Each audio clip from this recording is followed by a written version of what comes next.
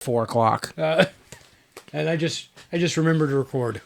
Good. Yeah, Good. right. We're gonna have a great show today. It's a great show. Andrew and Ted are tired. Oh. Here we go. You ready, Rocky? You loving us? Test 1, 2, 3. Ted? 1, 2, 3. You sound good. I sound good. Slate.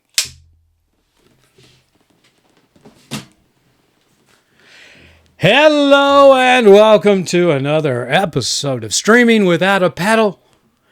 I'm your worn-out host, Andrew. And I am your equally tired co-host, Ted.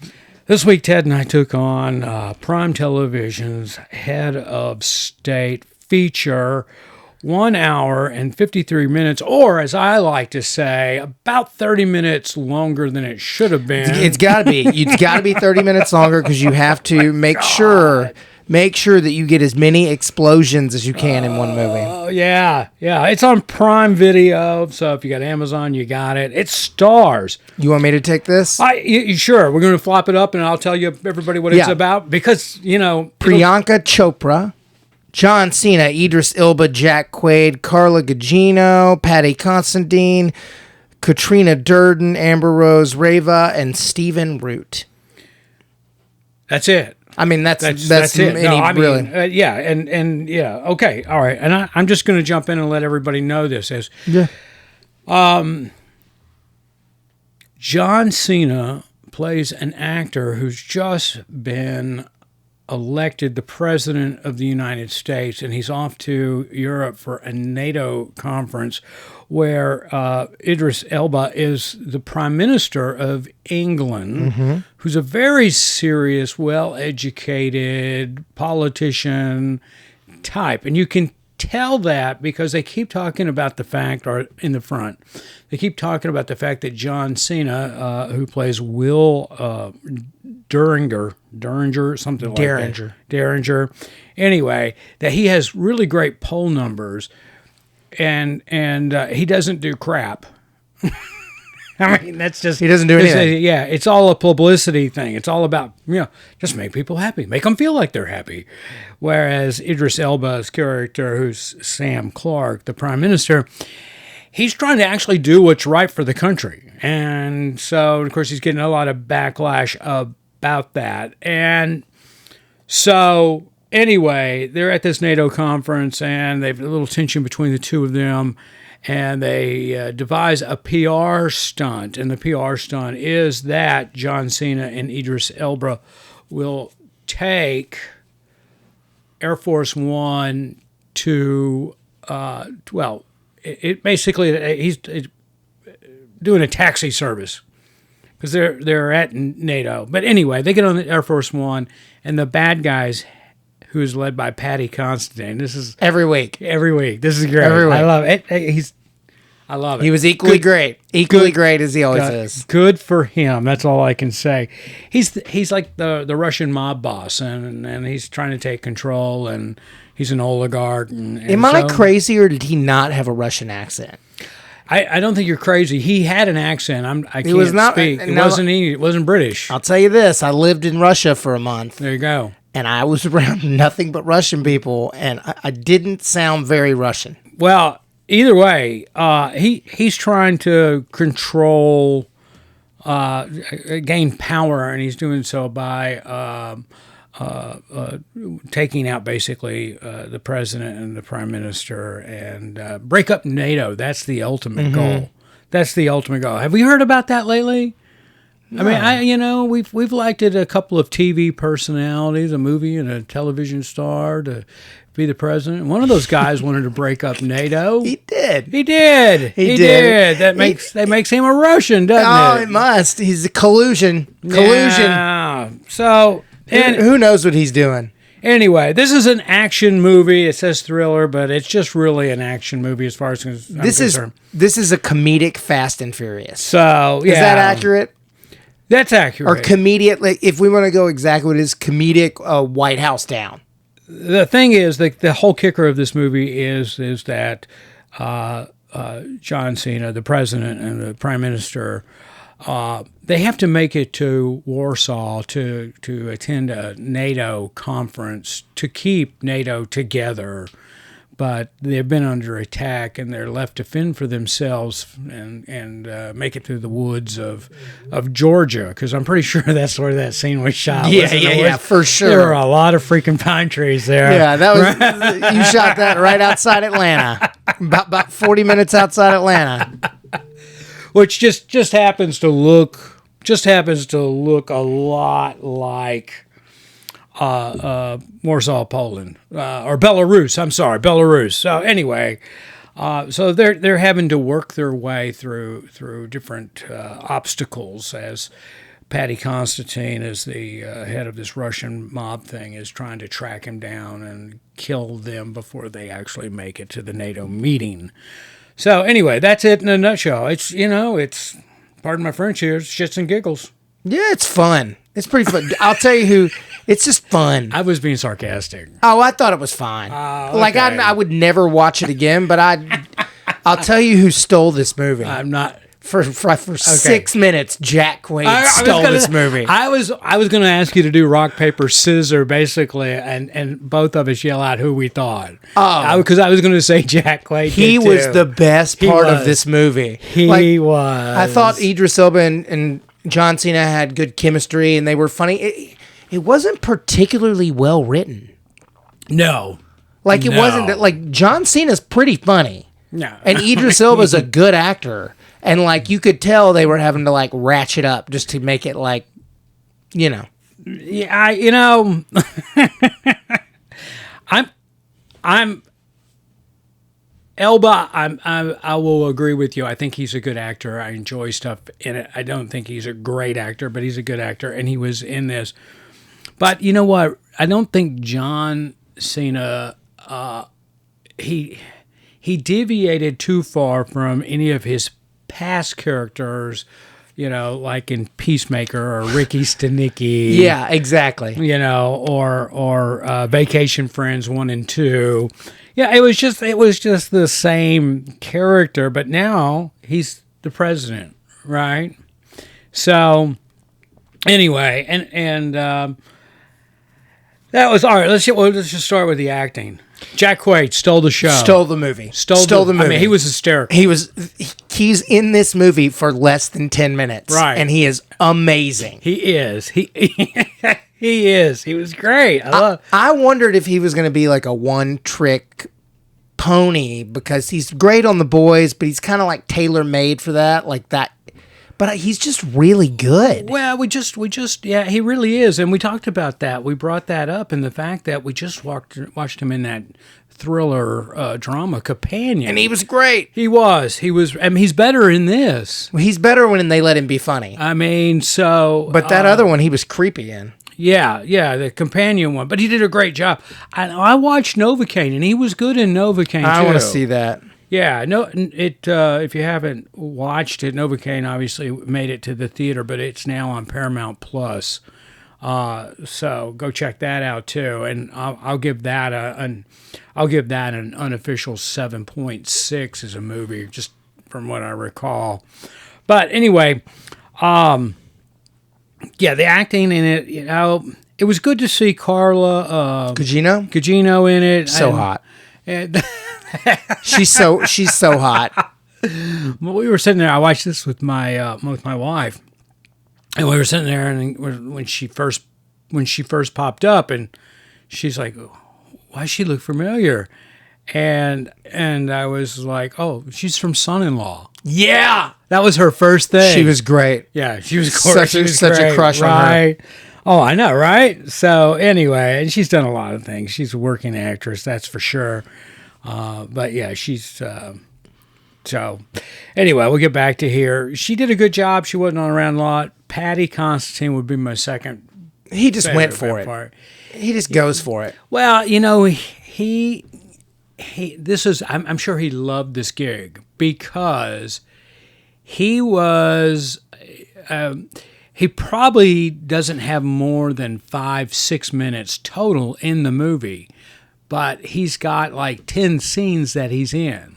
And anybody that's in production realizes that every time you have a new scene, he's in about 10 scenes that all are different locations. Let me preference it that way.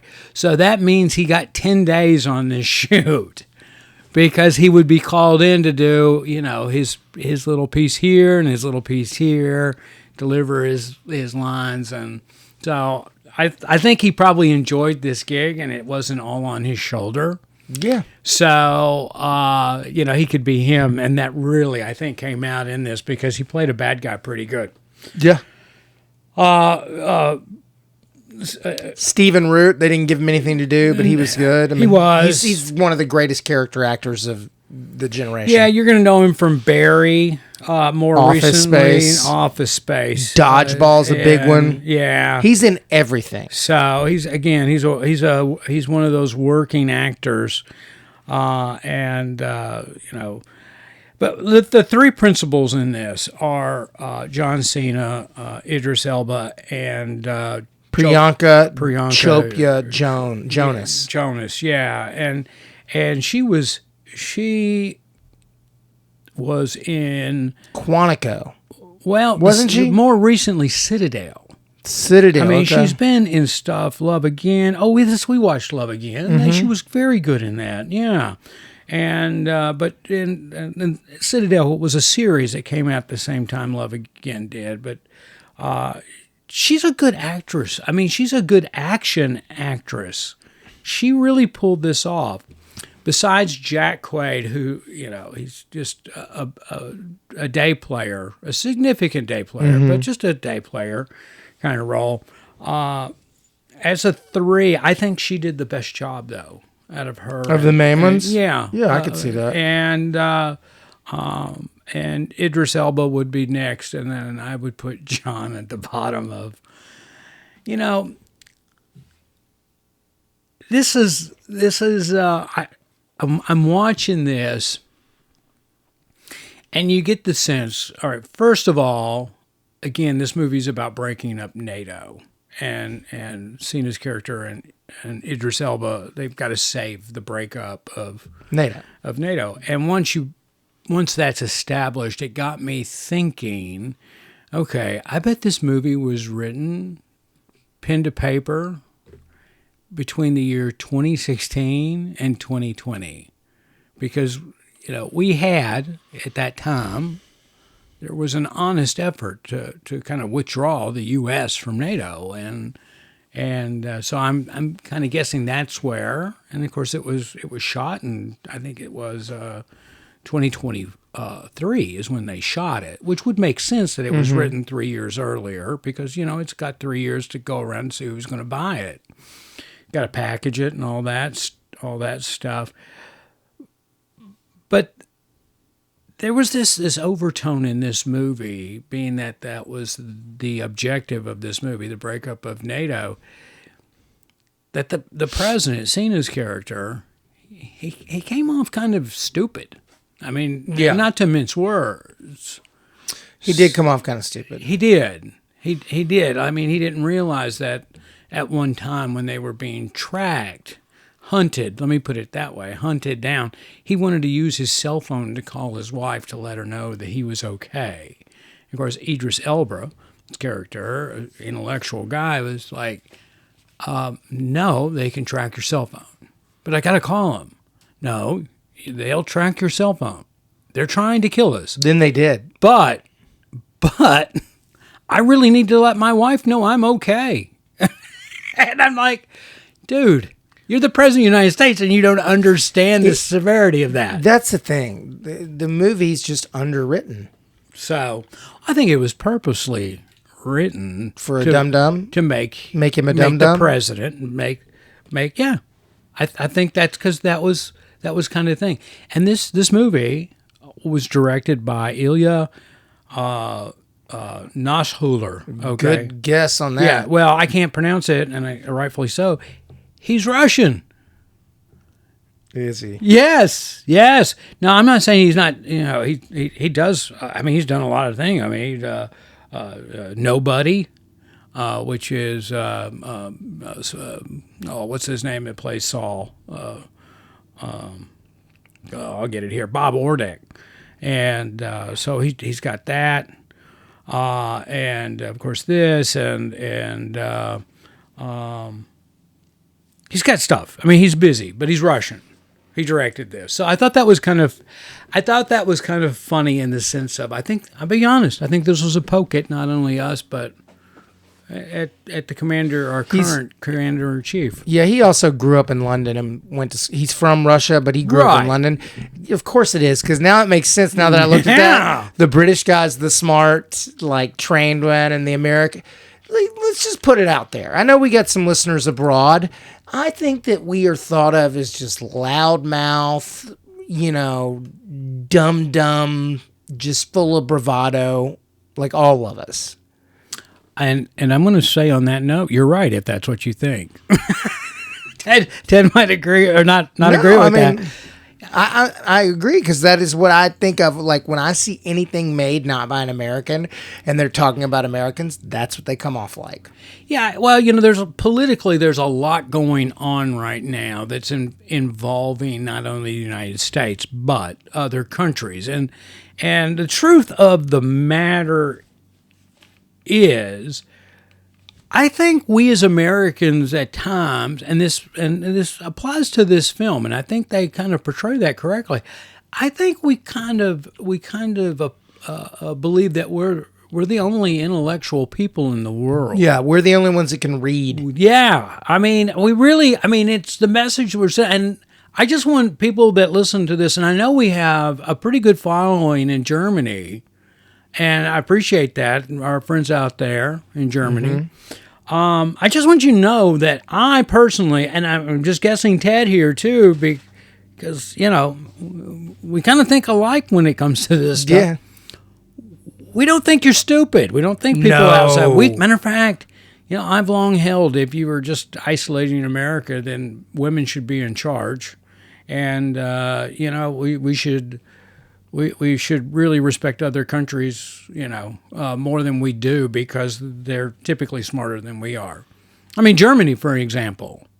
I mean, pharmaceuticals. I mean, oh my gosh, there's no greater minds in the world than pharmaceuticals, than the country of Germany. Japan, electronics. If we ever went to war, who I'm watching? If there's a world war that breaks out, I'm watching Japan. I am. I'm watching them. I'm going, what are they going to do? Because they've got some secret shit there, I know. They do. And it's going to... laser beams. Hey, something. They've got it. I mean, it's just, missiles. Where'd it go? Yeah. Well, hopefully, knock on wood, there's no world war. Yeah, hopefully. But, having said that, getting back to this movie, that's a real thing, is they played this movie as we're stupid, and I don't think that was far-fetched. Good for them. I wasn't offended. No. Not in the least. No, because, it is true. Like, what we're saying is not for us to be political podcast, because we are not a political podcast. No. But this is a political movie if you read the undertone. Yeah. The undertone is that most of America voted for someone that's not qualified whatsoever, right, but they like hearing him talk. Yeah. Yeah, and that's exactly this character in this movie. This is a nicer version of what we're dealing with. Yeah. Like, he's not like, well, we'll just blow them all up, but he does say stuff like that a couple times. Yeah, he does. And the thing is he's in his character before he becomes the president is an action movie star. What was that? Yeah. Water Cobra? Yeah, Water Cobra. That was, yeah. Kind of a Stallone thing there. Yeah, it was like when he came out of the water, like Predator. He did the exact thing that Schwarzenegger did in Predator when he rises up out of the water. Yeah. Oh, that was funny. No, it was so. And the hair, they kind of made his hair look like the reality television celebrity in this movie. So, matter of fact, my wife noticed. She goes, the color of his hair changed at some point in the movie. It's like, I think you're right. I think you're right. Anyway, John, I know I've been rough on you if you're listening out there, and and I'm only taking what I know and what I perceived it to be. That might have been the direction from the director on this. I'm not saying that you played this role badly. You might have done exactly what you were told to do and play it the way you were supposed to, and you did it. Good for you. I love John Cena. You know this. I know you do. And Peacemaker is his greatest role, and I can't wait for it to come back. Season 2's coming. The penis. It's so good. There's something about watching a grown man walk around dressed as a penis. I love it. Peacemaker is the man. Oh, all right, Ted. Let's get to some numbers on this one. Let's do it. Go ahead. I give it a 61. Okay. It was a 6.6.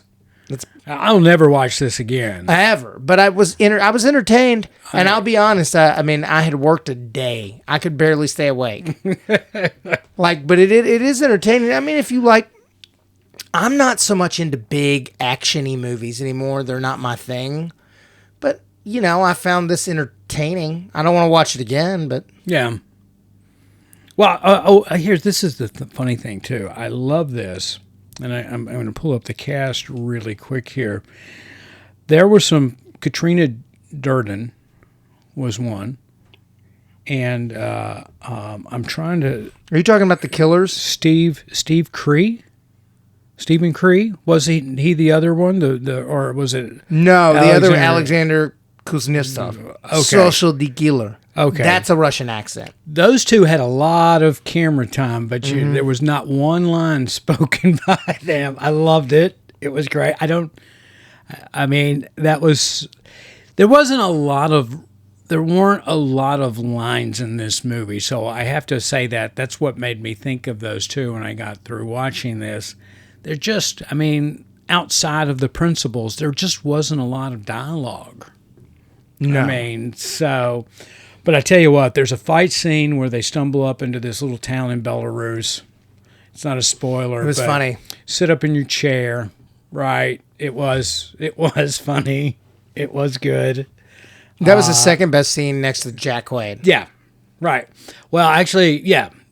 Here's the first scene with Jack Quaid was the best scene in this movie. So if you watch this movie and they get to the Jack Quaid scene, which will come after quite a bit of the movie. Yeah. It's about 3/4 through. Yeah. And it will come after what was the second best scene, and this is the scene where this group of Belarusian guys, they Cena and Elba's characters roll up on this little house, and there's a group of guys there. And that's the second best scene in my book. The third best scene in this movie is the last Jack Quaid scene. Yeah. At the very end of the movie. So those are the top 3 scenes in this movie. They comprise probably maybe 15 minutes total time. So you only need to watch that. And none of those scenes, well, that's not true. I was about to say none of those scenes have Cena or Elba in it, but the first one does. It does. But Jack is pretty much on his own. They just happen to be background at that point. Mm-hmm. Jack leads that scene. The camera's on him, and you look in the background, and there's Cena and Elba. But Jack is the man in that scene. It's just great. It's really good. Matter of fact, the only way I want to see this movie or parts of this movie ever again is to have reels or shorts of Jack Quaid's scene in this movie pop up in my YouTube or social media, Instagram feed, so I can watch those funny scenes again. That's all I care about seeing in this movie. All right. I don't know. Bad script, not a great script. Let's put it that way. The acting was as good as I think it could have gotten with them, with this, with what they had to work with.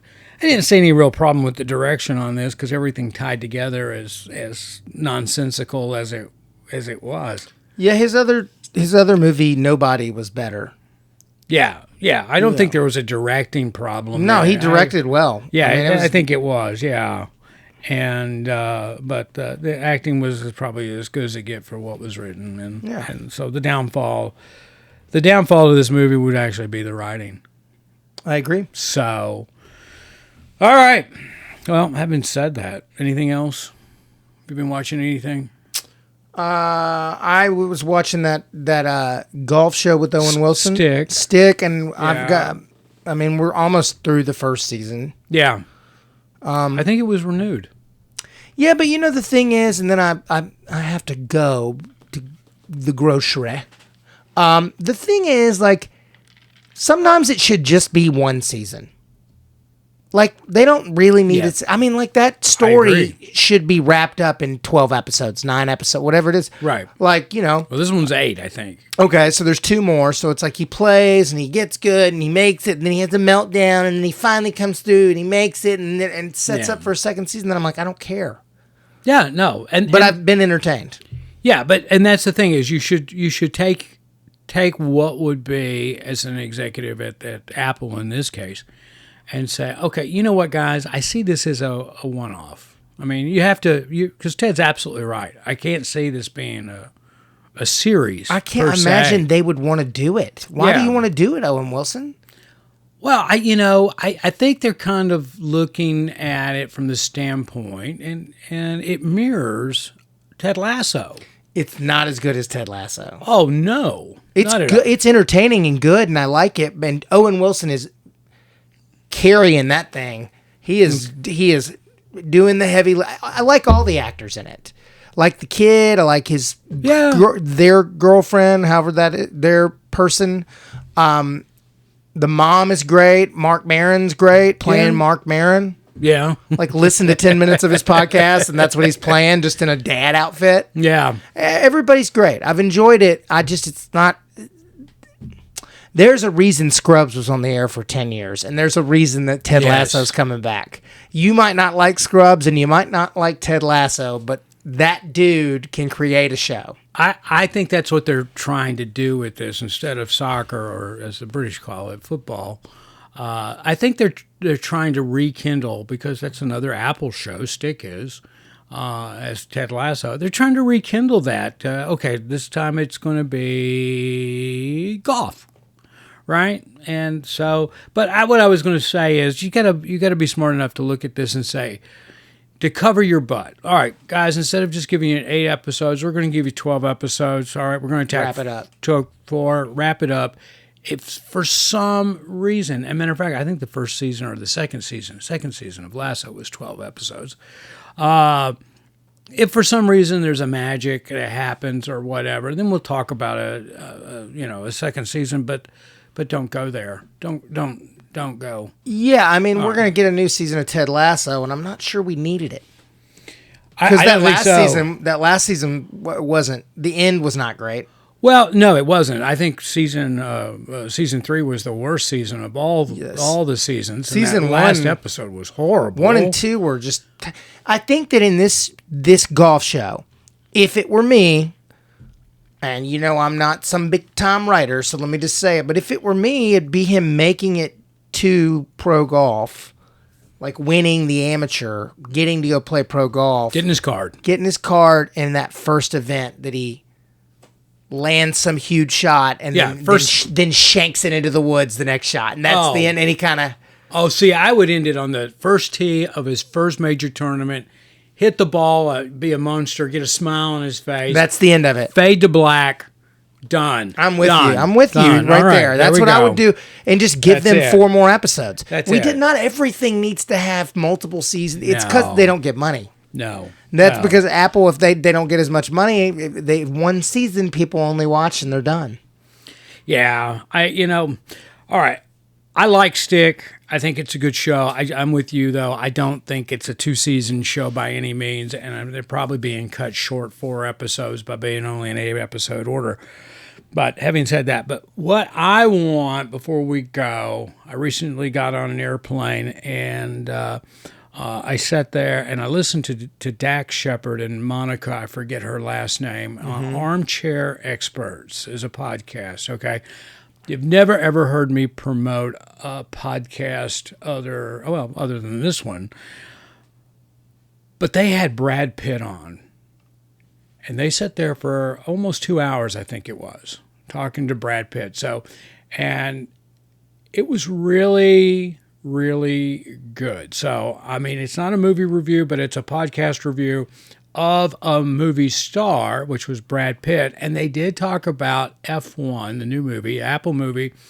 It's out at theaters right now as we speak, and that's the summer, the beginning of 2025. So if you're listening to this podcast anytime after the beginning of summer of 2025, it's not in the theater. Ooh, I'm going to go see 28 Days Later this weekend. Okay. 28 years later.